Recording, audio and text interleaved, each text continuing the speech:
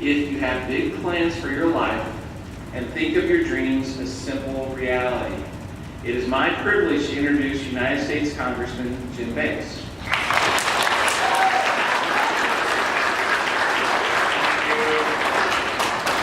Thank you very much, Mr. Lehman. It is great to be back here. I'm honored to be back on this stage, which I haven't been on since the 8th grade, a long time ago, when this building was first built. Did you say 1993?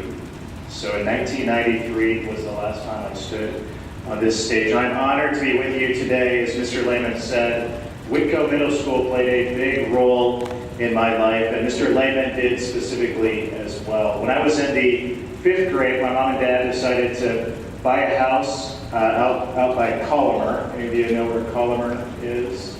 I see a few hands.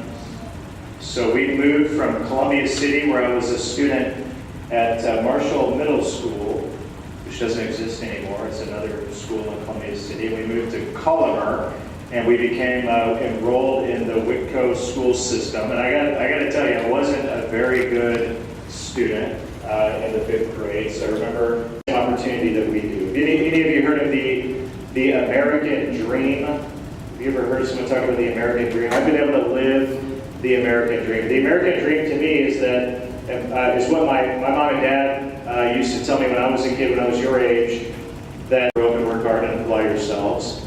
And the third thought I want to share with you is that in this country you can dream big. As Mr. Lehman said, I had big dreams when I was seated in your seats that I might grow up and be a congressman, that I might grow up and be a state senator, which is what I did for 6 years, that I might grow up and have an opportunity to be successful in business, that I might grow up and be an officer in the United States Navy. Those are dreams that I had when I was your age, and those impacting our country, like healthcare, like our national security, rebuilding our military, and making America safe from the enemies that we face around the world, and had the opportunity to look the president in the eye in the Oval Office and talk about the issues that are significant to our country. That was a surreal and special moment for me, coming from where I came from, sitting in the seats where you're seated today, to grow up and have the opportunity to. Over the weekend, we saw in North Korea, we saw an unstable leader parade through the streets, new rockets and missiles that he had trained,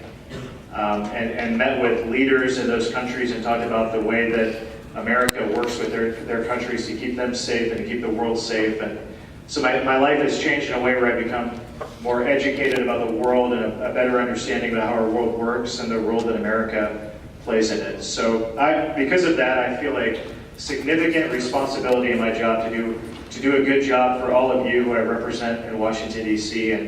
And I carry the weight on my shoulders of knowing that the decisions that I make when I vote yes or no on bills on the floor of the Congress impact your lives, and that's my wife would say absolutely not, and my answer would probably be the same. When I ran I've served in 3 different elected offices. I served as a county councilman in Whitley County, and then after doing that for a couple of years, our state senator at the time decided that he wasn't going to run again and encouraged me to run to take his place. So I ran for the state senate and served there for 6 years.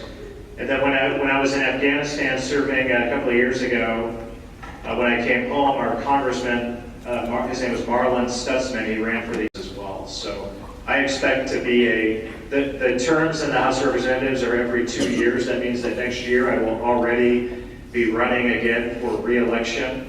And every 2 years you run, and if I do a good job, I hope that I'll be re-elected next year. If I do a bad job, I'll be thrown out of office. And that's how the process works. And I think that again is what makes our country the greatest country in the world. Is when you all turn 18, you will have the opportunity to vote for your leaders who will make decisions on your behalf, and then you'll have opportunities to throw the bad ones out of office and keep the good ones in office. And when you turn 18, I hope that you will be as excited as I was to have the opportunity to go to the ballot box and participate in the democratic process in our country.